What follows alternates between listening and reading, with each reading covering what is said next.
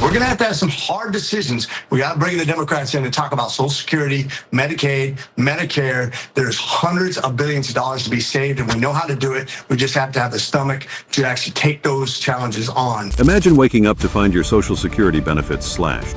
That's the reality Georgia Rep. Richard McCormack is pushing for, claiming we need to make hard decisions on Medicare and Social Security. But what does that mean for you? Stay tuned to find out what this means for you and the millions who rely on these essential programs. In his statement, McCormick argued for significant cuts to entitlement programs, asserting that instead of reducing the Pentagon budget, we should consider trimming back on these vital social protections.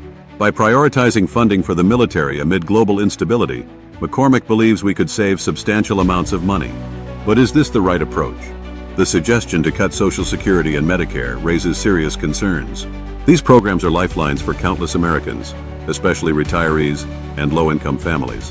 If cuts were implemented, those who depend on these safety nets could face tremendous financial hardship.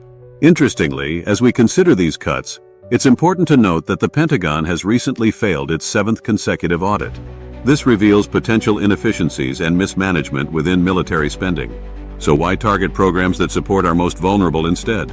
In a related matter, Dr. Oz's appointment to lead the Centers for Medicare and Medicaid Services has sparked discussion. He's previously supported Medicare Advantage plans that, while designed to expand coverage, have been criticized for frequently denying claims. This situation often leads to increased costs for beneficiaries, raising questions about who truly benefits from these plans.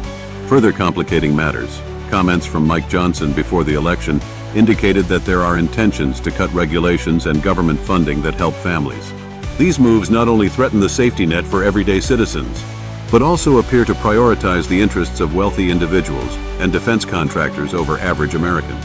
Moreover, he returned and stated on Wednesday, December 4th, that he'd like to cut government spending for PBS and Planned Parenthood, but he noted he might face some pushback from Congress first.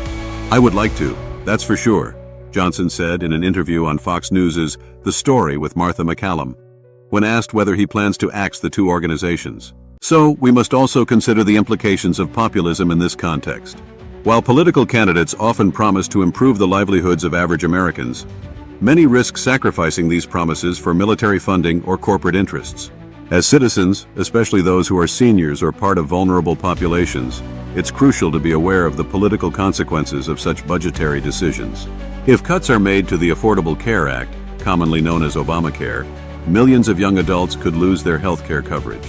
These discussions touch upon the precarious positions many Americans currently face in navigating a complex and often confusing healthcare landscape. Current estimates show that approximately 65 million Americans rely on Social Security, with many individuals having contributed to this program throughout their working lives. The impact of cutting such programs could be devastating, not just for those benefiting from them, but for the overall economy as well. Reductions in funding could lead to a decrease in consumer spending, negatively affecting local businesses and leading to possible job losses.